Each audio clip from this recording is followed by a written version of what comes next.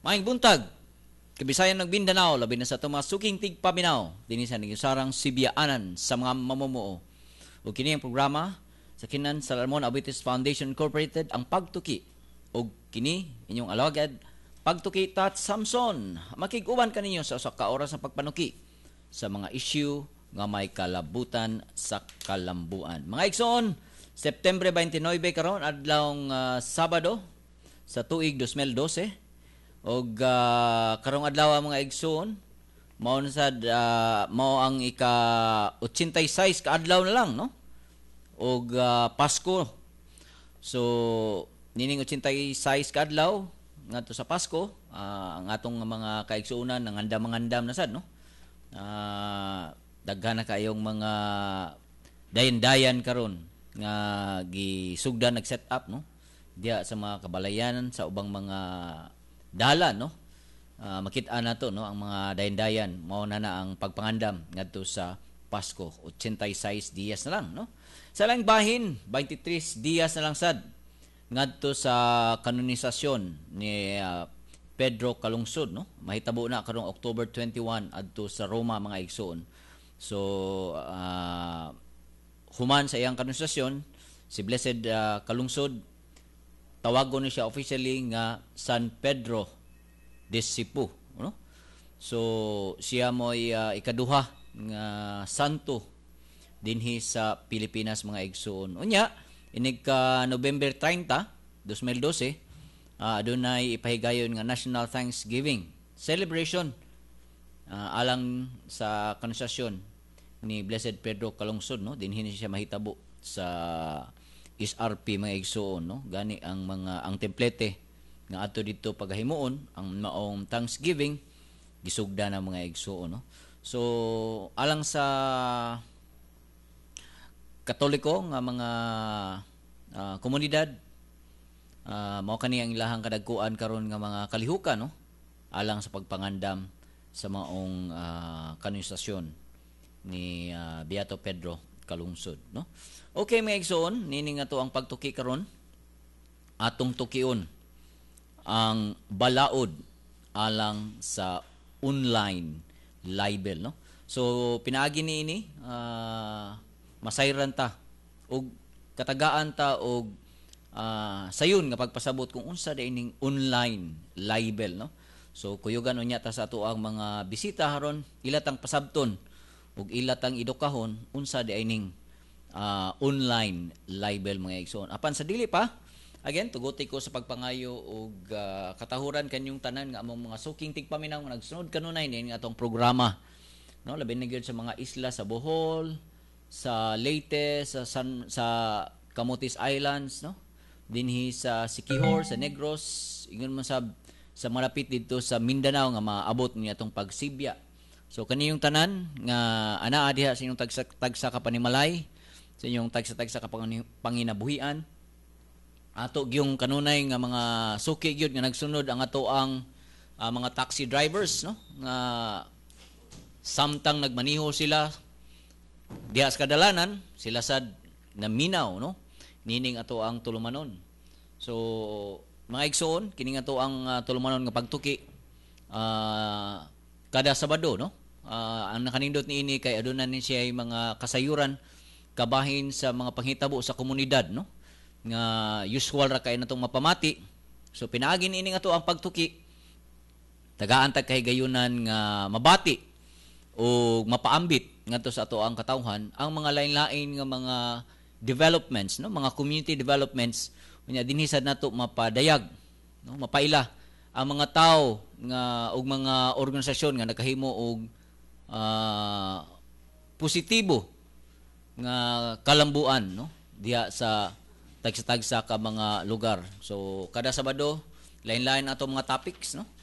Na atay mag-iskwit kita og kabahin sa panginabuhi, kabahin sa health, no?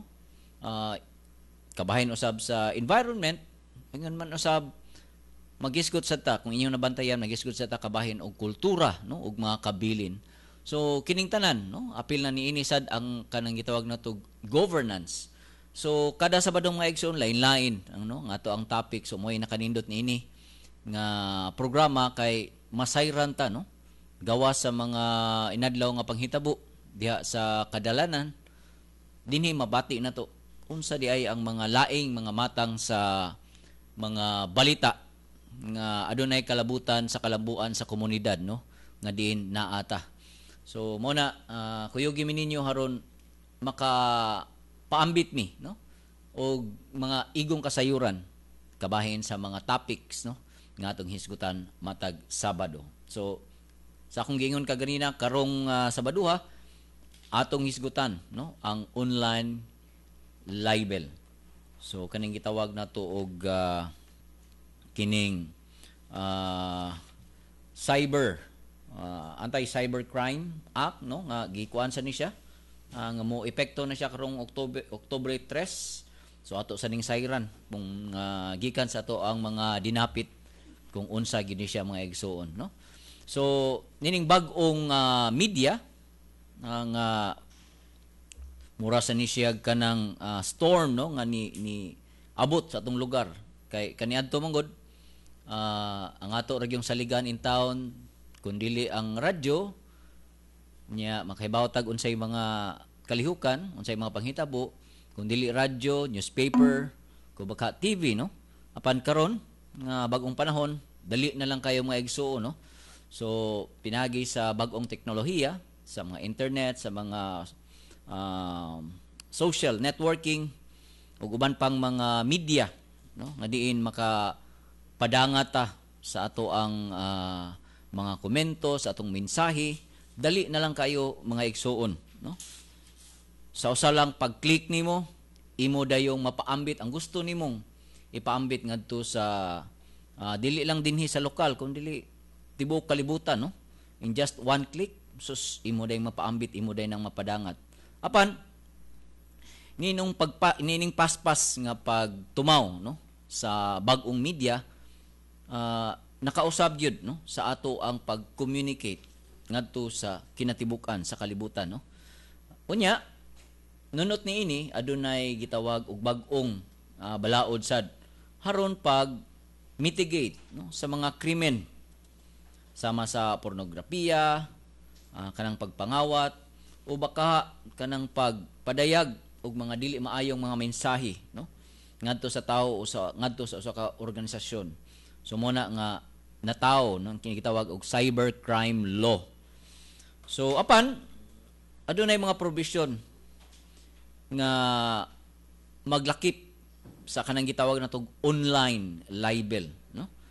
So mao ni siya nga maong balaod nun, maong provision nakita sa uban nga na threaten ang atong kagawasan sa pagpamahayag, sa pagsibya o pagsulat. So muna nga pinaagi ni ato ang tulumanon karon, pinaagi sa atong mga dinapit, ilatang sayran ug ilatang tagaan og pagpasabot, no? Kung unsa gini siyang mga balaod nun, unsa gini siyang mga provision nga ania nunot ni ining cybercrime law mga igsuon, no.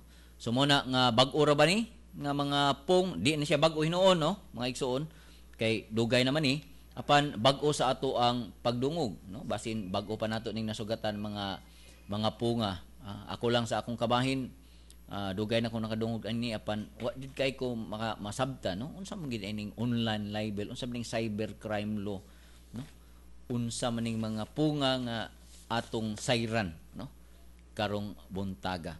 So tuguti ko sa pagpaila sa ato ang kita karon. Unahon ako sa pagpaila akong kauban sa buhat o sa kasamtangang communication specialist for public relation nya usa ni siya ka blogger, no, nahimo siyang blogger of the year, no? Sa tong tuiga karon lang tuiga, oh, wow, no, blogger of the year nya Media Excellence Award, no. So akong ipaila kaninyo ang kauban nako ngadto dinhi sa pagtuki, si Ma'am Nancy Cudis. Ma'am Nance, mayong buntag. Mayong buntag mo diha Sir Tads sa atong sulitin pamilya. Yes, no. Murag si Ma'am Nancy mo gini permiro na akong nakuyog no pagsuod nako dinhi sa programang pagtuki mga igsoon.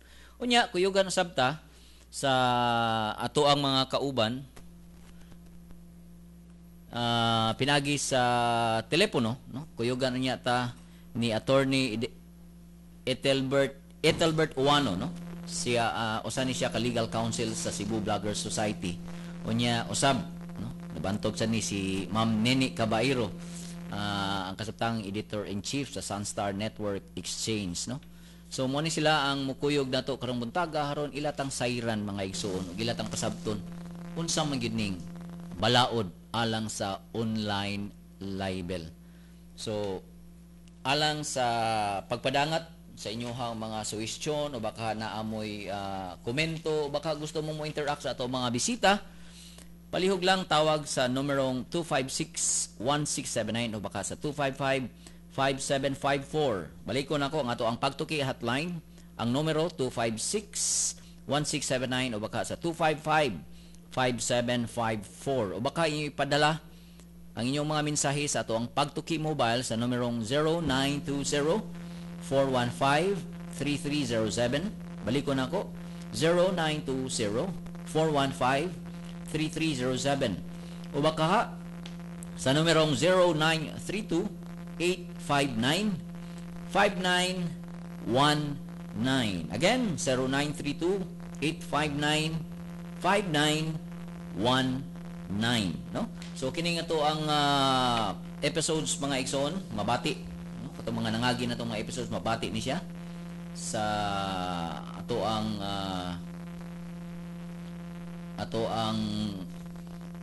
mga podcast niini. Simple lang ilag-on lang sa www.rafi.org.ph no aron inyo tong mabati tong mga podcast mga igsoon. Okay, so again kuyugi mi ninyo haron atong masayran kining tanan nga ato ang pag-eskwela karong buntaga. So siguro una sa tanan ako ang ipadayag o ipaabot ni Ma'am Nancy Udis no. Yes Ma'am Nance, una sa tanan siguro tagaan siguro minimog idea unsa magid ning kuan ma'am, unsa magid ning online online libel. But sa di pa tama na ma'am taga economic idea o background unsa ning mga media nga diin posible nga naay mga libelous no nga mga komento baka. So yes Ma'am Nance. Una sa tanan Sir Tats, kana ako lang klaruhon nga bag-o pagyud ko aning vlogging. Okay. Unya kaning di sad ko abogado so di gyud ko ka sulti o kanang sakto unsa na ang kaning online libel, although nagsugod nako og basa-basa unsa na karon kanang daghan sa kay kung nakatunan kay member man ko sa Cebu Bloggers Society Incorporated. Unya last Saturday lang si Attorney Ethelbert Uwano nga usa sad ka member usa ka vlogger ug ang legal counsel sa CBSI nihatag og kanang nag-educate sa mga members no bahin sa online libel. Ang kuan lang gyud ani sa ako nasabtan kuan lang ni siya kaning mao ni ang gireklamuhan karon sa mga vloggers, mga kaning social media users, internet users kay mao man ni wag ko'y klaro Sir Tats, wag klaro unsa gyud ni ang online libel ba, dili klaro pagka-explain dito sa law. Anya mao nang gisaputan sa mga tao. Insa siya way nga ang adunay grupo sa kaning gitawag og kaning hacktivist Philippines, Anonymous Philippines nga sa ilang kasapot ilang kanang gi-take down no ang mga kaning government websites as a protest. Like kahapon lang kanang online protest ang mga vloggers, mga social media users pamaagi sa pag-take down sa ilahang profile pictures. Himon ko ning black. So nahimo siyang black profile nila to celebrate Black Friday. So kana